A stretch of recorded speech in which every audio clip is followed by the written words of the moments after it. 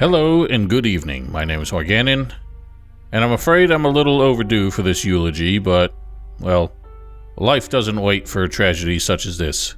In case you missed it, back in January of this year, it was reported that Piranha Bytes was one of the casualties of Embracer Group's mismanagement and irresponsible spending spree. Embracer Group, as you may know, is the parent company of publishing label THQ Nordic, and also purchased Piranha Bytes as a subsidiary back in 2019. Now, Embracer had long been on a bit of a binge, buying out studios and intellectual properties put up for sale or facing bankruptcy.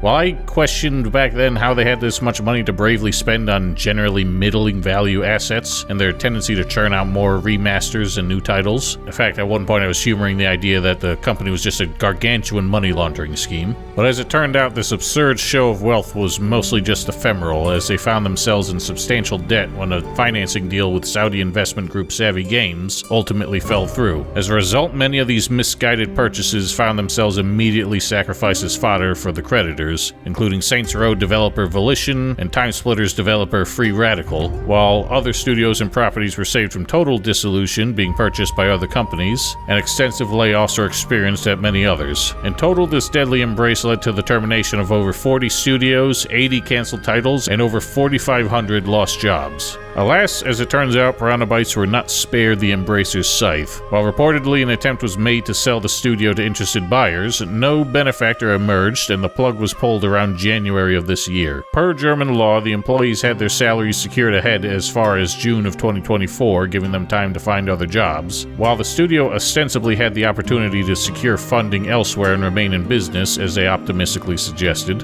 Unfortunately, this did not come to pass, and June came and went without any signs of life. To put the nail in the coffin at long last, Polish website CD Action reported that the studio was truly shuttered, sharing comparison photos of a room once hosting desks, computers, and banners for Elex, being used as temporary storage for chairs, lamps, and disassembled furniture. CD Action had previously reported back in January with an interview with an anonymous former employee that Bjorn and Jenny Pankratz, creative director and designer storywriter respectively, had left the studio back in November as the internal threat of the studio's closure loomed. It should be noted that the latest statement from Bjorn and Jenny at least partially seems to contradict this, saying that they were still bound by contract to Piranha Bytes until the end of June, suggesting they had not actually left. Following this supposed departure, the team that remained began work on a prototype fantasy RPG and familiarizing themselves with the Unreal 5 engine, which lends a bit of weight to my own personal theory that it was Bjorn himself who stubbornly held on to their age-old Genome engine that's been chugging along since Gothic 3. But ultimately, the Reaper came to collect, and Piranha Bytes, who frankly had long since ceased to be the studio we knew and loved, appears to be no more. Is there anything left? Who knows? At this point, all that seems to remain are their silent social media pages, as well as their website, now hosting nothing but a large logo and contact information that will not likely be responding to any inquiries anytime soon. The messages of optimism once linked there as well have been noticeably removed. Curiously, the latest statement from Bjorn and Jenny claims that the trademark of Piranha Bytes still belongs to THQ Nordic, suggesting that in the final months, Michael Ruve, CEO of Piranha Bytes, may have been trying to secure funding to buy the brand back, rather than the studio being cut loose. My take on all this? Hard to say.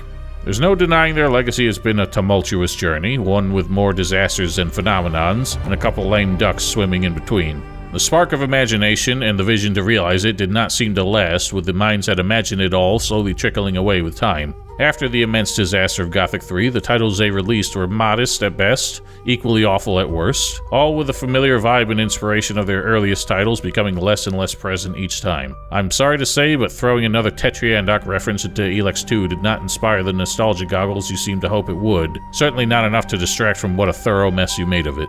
That's not to say that I don't feel a tinge of disappointment at how the 24-year history of Piranha Bytes came to an end. Regardless of what a mess they made of it all, seeing that legacy laid to rest feels like burying a part of my own memories, and reminiscing as much on the enjoyment it brought to my youth as the sad, wasted opportunity of it all. That said, some sign of life has come from it in the end. Seemingly waiting until the dust quietly settled on Piranha Bytes' casket, Bjorn and Jenny have finally broken their silence and announced the foundation of their own indie studio, Bonehead, Baldhead, Pithead Studios. Who you calling Pinhead? So named apparently because of the rural area's association with mining. The details at time of writing are a bit slim, but already they've released an announcement on a new YouTube channel, which actually seems to be a rebranded personal channel of Bjorn's, a Twitch channel, which appears to be a rebranded personal channel of Jenny's, a Discord server, and the usual array of social media links.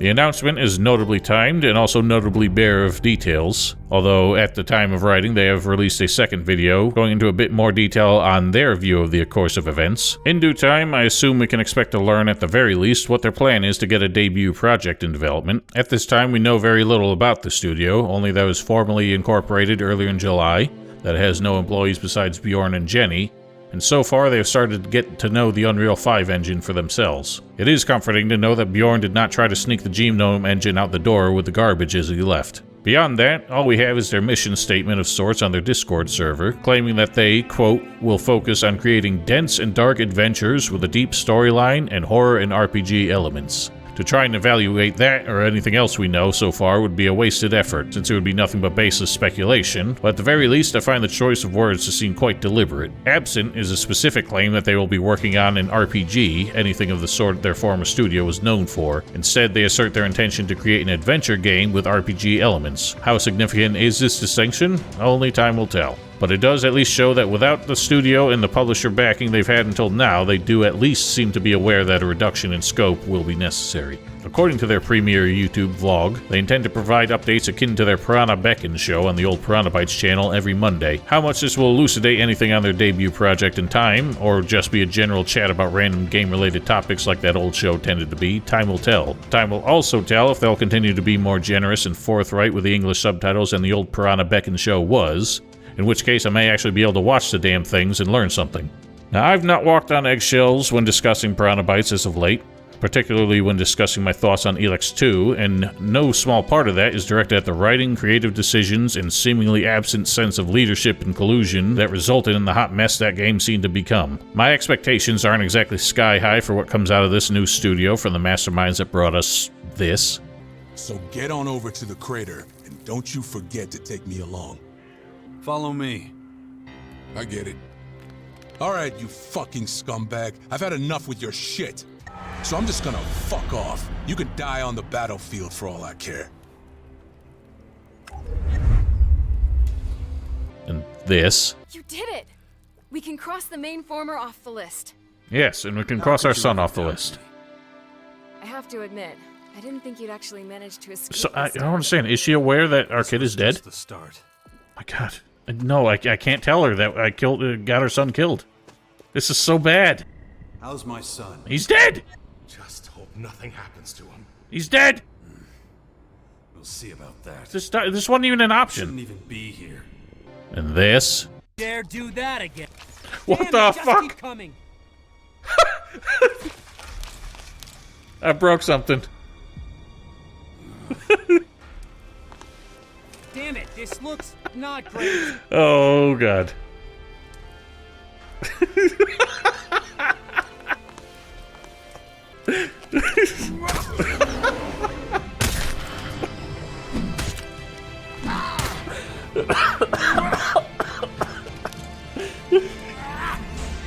This is too much. This? Right. And what if I don't?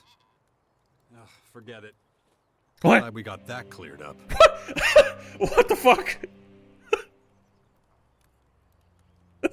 Something went wrong there. And this.